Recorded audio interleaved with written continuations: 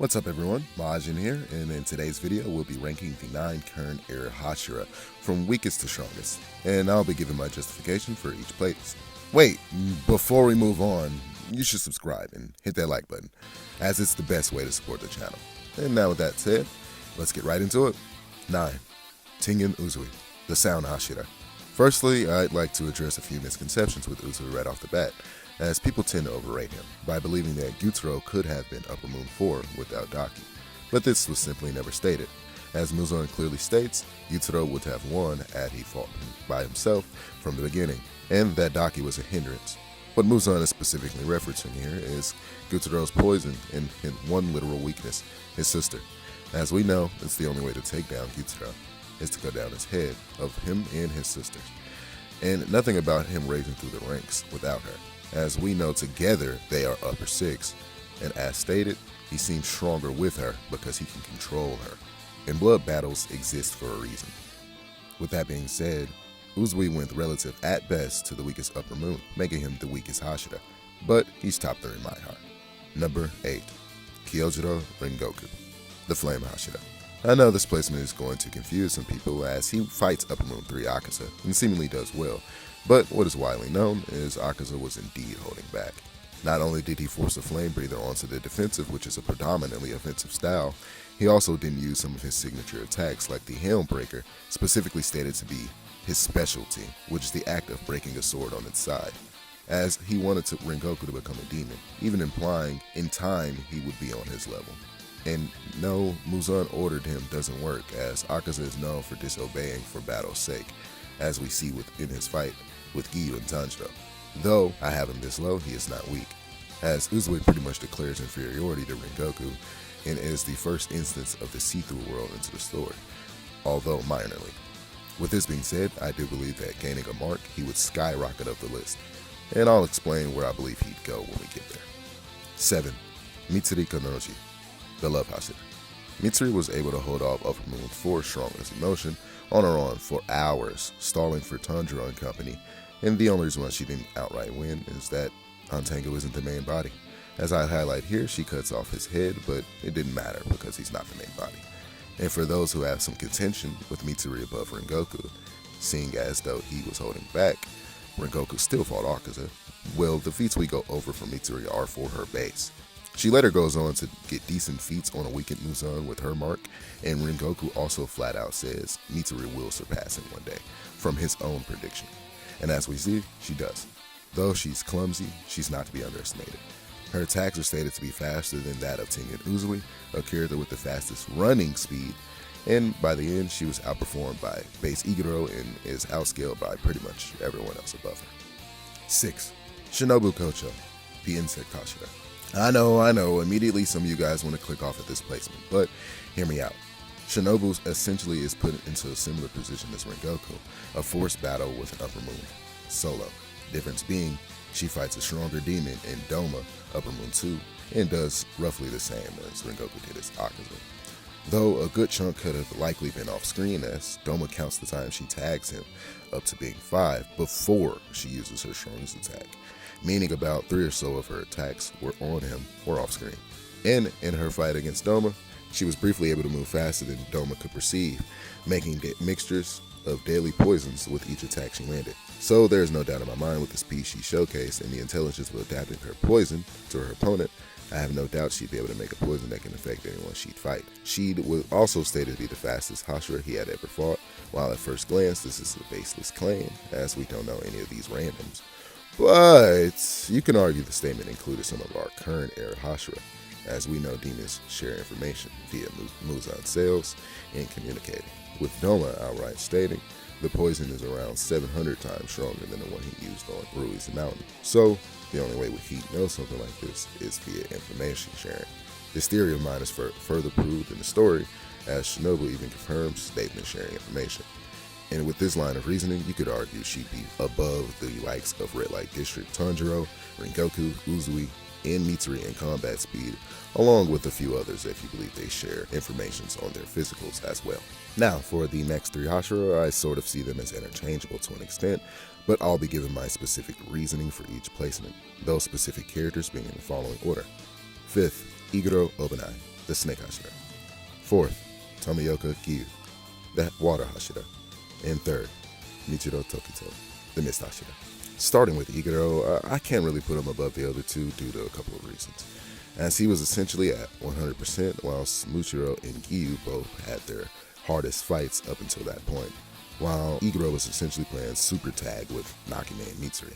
Though not to understate his ability, aside from Muichiro and Gyomei, he is the only hashira to have all three of the supernatural abilities slayers can achieve, that being the mark, see-through whirl, and the red blade. Though he is the most lacking in the showcasing of the see-through whirl, using it very momentarily, face Iguro as well outdoes Mark Mitsuri, even saving her multiple times. But he admits inferiority to the other marked hashiras such as Giyu, Sanemi, and Gyomei. Then he gains his mark, amping his strength to pick up the slack, also making the save on 13th form Tanjiro with no vision, momentarily communicating with Kabamaru, his pet snake. With all this said, I just can't put him any higher, as in my opinion, he was just simply outperformed by everyone higher than him. And again, in his own admission, he was being outperformed. And he didn't have any serious near-death experience like the other hashira on this list. Now, moving on to our number 4 spot, I really want to quickly go over a hypothetical Mark Rengoku, as this is where I believe he'd go.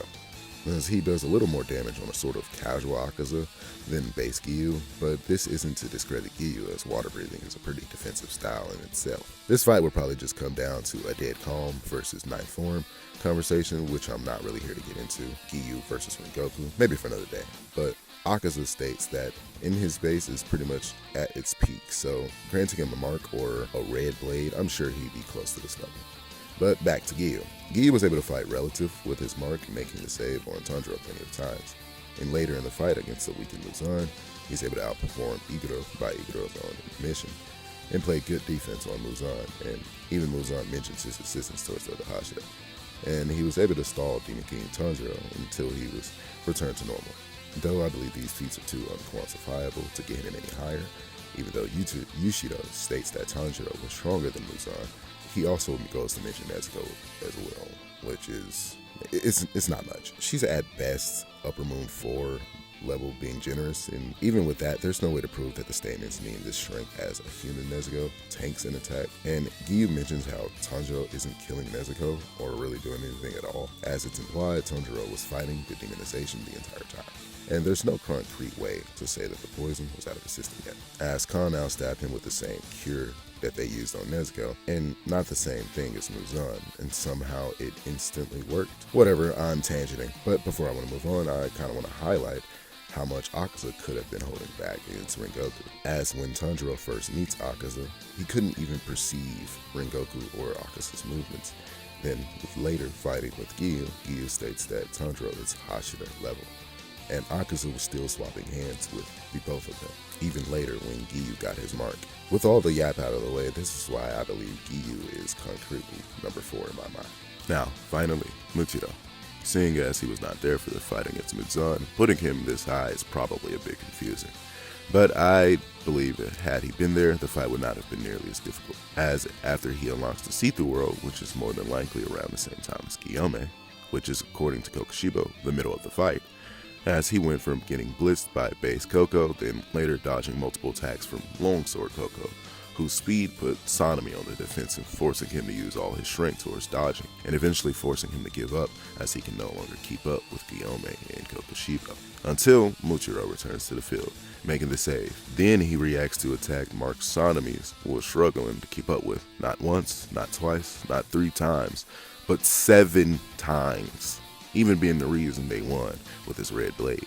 Kokushibo was stated by Muichiro to be incomparable to any other upper moon, and Muichiro is declared that at his fault, the most upper moons other than Tanjiro, those being upper moon 4 momentarily, upper moon 5, and Kokushibo himself, so his knowledge on the topic is to be taken seriously. He is also the hashira to first introduce marks to the others, as well as red blades, educating everyone who could do so to do so as well. Not only is his speed, battle IQ, and skill next level, he is pretty much referenced as the higher tier hashira for all of the story. From Uzui comparing him and Gyomei as complete enigmas, Iguro crediting Tokito with the victory against Upper Moon 4, making him the strongest there, Sanemi understanding he lost via being underexperienced, saying he himself would be dead if he didn't have this much experience, etc., etc. His narrative is unmatched amongst the hashira, other than Gyomei. So I believe this place makes sense for him. He has the mark, red blade, and see-through world at only 14, truly living up to his hype as the descendant of Kokushibo and Yorichi. Number 2. Sanemi and Shinazugawa, the Wind Hashira. This should be an obvious placement, as Kokushibo believes he, alongside Gyomei, are the stronger slayers even amongst the hashira, and his experience against demons helps him outperform marked Muichiro against Kokushibo, alongside his Marichi blood, leaving even upper moons feeling its intoxicating effects, even before gaining his mark. Sanemi as well helps in the fight against Muzan by saving Giyu and helping him achieve his red blade. Yeah, I don't have much to say.